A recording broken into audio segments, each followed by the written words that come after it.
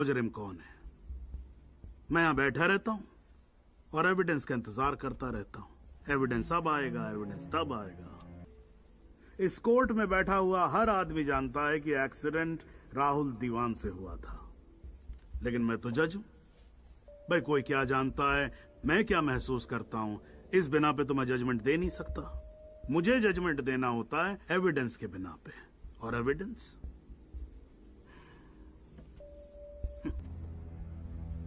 Evidence आता नहीं है, मुजरिम छूट जाता है।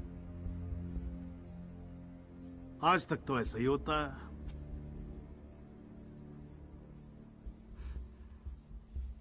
पर आज नहीं होगा, आज तो कतई नहीं होगा। आप हाई कोर्ट जाओ, सुप्रीम कोर्ट जाओ, आप प्रेसिडेंट के पास जाओ, जहां जाना है जाओ, लेकिन आज आपका क्लाइंट राजपाल साहब जेल जा रहा है। You may sit down. The detailed judgment will follow soon.